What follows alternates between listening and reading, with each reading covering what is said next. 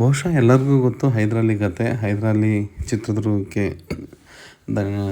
ದಂಡೆತ್ತಿ ಬಂದಿದ್ದು, ಅಲ್ಲಿ ಯಾಕೋ ಗೆಲ್ಲಕ್ಕಾಗಲ್ಲ, ಅಭೇದ್ಯವಾದ ಕೋಟೆ, ಉಕ್ಕಿನ ಕೋಟೆ ಅಂತ ಹಾಡು ಕೇಳಿದ್ದೀವಿ ನಾಗರ ಫಿಲಮಲ್ಲಿ. ಅದಾದಮೇಲೆ ಕಳ್ಳಗಿಂಡಿ ಮೂಲಕ ಹೈದರಾಲಿ ಸೈನಿಕರು ಪ್ರವೇಶ ಮಾಡ್ತಾರೆ. ಅದಾದಮೇಲೆ ಒನಕೆ ಓಬವ್ವರನ್ನೆಲ್ಲ ಹೊಡೆದು ಸಾಯಿಸ್ತಾಳೆ ಅಂತೆಲ್ಲ ಕತೆ ಕೇಳಿದ್ದೀವಿ.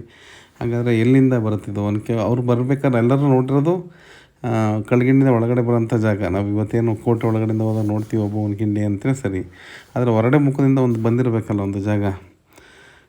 ಜೊತೆಗೆ ಚಿತ್ರದುರ್ಗದಲ್ಲಿ ಒಂದು ಫಲ್ಗುಣೇಶ್ವರ ದೇವಸ್ಥಾನ ಅಂತ ಇದೆ. ಬಹುಶಃ ಭಾಳ ಜನಕ್ಕೆ ಗೊತ್ತಿಲ್ಲ. ಎಷ್ಟೋ ಜನ ಆಟೋದವ್ರಿಗೆ ಬೇರೆಯವ್ರಿಗೆಲ್ಲ ಕೇಳಿದ್ರೆ ಹೌದಾ ಎಲ್ಲಿದೆ ಅಂತೇಳಿ ಚಿತ್ರದುರ್ಗದವರೇ ಕೇಳ್ತಾರೆ. ನಾನು ಹೇಳಲಿಕ್ಕೆ ಹೊರಟಿರೋಂಥದ್ದು 2 ಐತಿಹಾಸಿಕ ಸತ್ಯಗಳನ್ನು.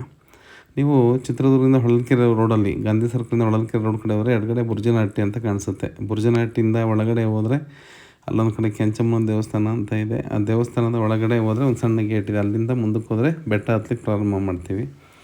ಆ ಬೆಟ್ಟ ಹತ್ತಕ್ಕೆ ಪ್ರಾರಂಭ ಮಾಡಿದಾಗ ನಿಮಗೆ ತುಂಬ ಖುಷಿಯಾಗುತ್ತೆ. ಅದು ಒಂದು ಇಮೇಜ್ ಮಾಡಿಕೊಂಡ್ರೆ ಗೊತ್ತಾಗುತ್ತೆ. ಯಾಕಂದರೆ ತುಂಬ ಮರೆಮಾಚುವ ಬಂಡೆಗಳು ಈ ಥರ ಇದೆ ನೋಡಿ. ಸೈನಿಕರು ಈ ಥರ ಬಚ್ಚಿಟ್ಕೊಂಡು ಬಂದ್ರೂ ಕೋಟೆ ಹತ್ರದವರೆಗೂ ಕಾಣಿಸಲ್ಲ ಎಲ್ಲಿಗೂ. ಆ ರೀತಿ ಇರೋಂಥ ಒಂದು ಸ್ಥಳ ತುಂಬ ಚೆನ್ನಾಗಿದೆ, ತುಂಬ ಖುಷಿಯಾಗುತ್ತೆ. ಯಾರು ಬೇಕಾದ್ರೂ ಅದನ್ನು ಇಮೇಜ್ ಮಾಡ್ಕೋಬೋದು, ಹೈದರಾಲಿ ಸೈನಿಕರು ಹೇಗೆ ಬಂದಿರ್ಬೋದು ಅವತ್ತು ಅಂತ ಹೇಳಿ. ಆ ರೀತಿಯಲ್ಲಿ ಬಂದಂತೆ ಇವತ್ತಿಗೂ ಈ ಕಾಲದಾರಿ ಅಭೇದ್ಯವಾಗಿದೆ. ಭಯ ಅಂದರೆ ಭಯ ಆಗುತ್ತೆ, ಎಂಜಾಯ್ ಮಾಡಿದ್ರೆ ಎಂಜಾಯ್ನೂ ಮಾಡ್ಬೋದು. ಈ ರೀತಿಯಲ್ಲಿ ನಡ್ಕೊಂಡು ಹೋದಾಗ ನಿಮಗೆ ಅಲ್ಲಿ ಕೋಟೆ ಕಾಣಿಸುತ್ತೆ ನಿಮಗೆ ಒಂದು ಭಾಗದಲ್ಲಿ. ಆ ಕೋಟೆ ಒಳಗಡೆ ಒಂದು ಸಣ್ಣದು ಬಾಗಿಲು ಮಾಡಿದ್ದಾರೆ, ದ್ವಾರ ಮಾಡಿದ್ದಾರೆ. ಅದನ್ನು ಆ್ಯಕ್ಚುಲಿ ಕೋಟೆ ಬಾಗಿಲ ಮೇಲೆಲ್ಲ ಹಾಕ್ತಾರಲ್ಲ, ಹಾಗೆ ಹಾಕಿರ್ತಾರೆ.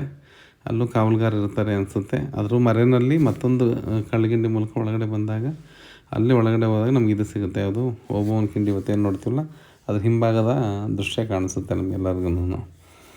ಇದು ಕೋಟೆ ನಿಮಗೆ ಕಾಣಿಸ್ತಾರೆ ಎದುರುಗಡೆ. ಅದು ಮಬ್ಬುಗಾತ್ಲಲ್ಲಿ ನಾನು ತೆಗೆದಿದ್ದು ನಿನ್ನೆ ಕಾರ್ತಿಕ ಮಾಸ ಇತ್ತು ಫಲ್ಗುಣೇಶ್ವರ ದೇವಸ್ಥಾನದಲ್ಲಿ.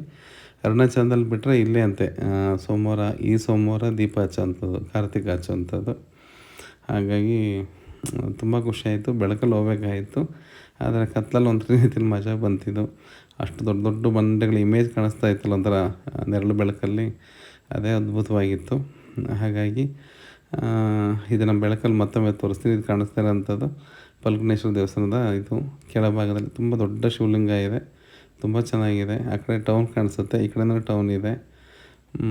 ನಿಮ್ಮೇ ಬೆಳಕಲ್ಲಿ ಇದರದ್ದು ಪೂರ್ತಿ ವಿಡಿಯೋನ ನಾನು ನಿಮ್ಗೆ ಮಾಡಾಕ್ತೀನಿ, ನೋಡಿ ಎಲ್ಲರೂ ಇದು ಮಾಡ್ಬೋದು. ಬನ್ನಿ ನೋಡಿ, ಚಿತ್ರದುರ್ಗನ ನೋಡಲಿಕ್ಕೆ 2 ಕಣ್ಣು ಸಾಲದು ಅಂತೀವಲ್ಲ ಹಾಗೆ. ನೀವು ಎಲ್ಲಿಗೆ ಹೋದ್ರೆ ಎಲ್ಲಿ ಎಂತೆಂಥ ರಾಸುಗಳಿದೆಯೋ ಗೊತ್ತಿಲ್ಲ. ಥ್ಯಾಂಕ್ ಯು, ನಮಸ್ಕಾರ.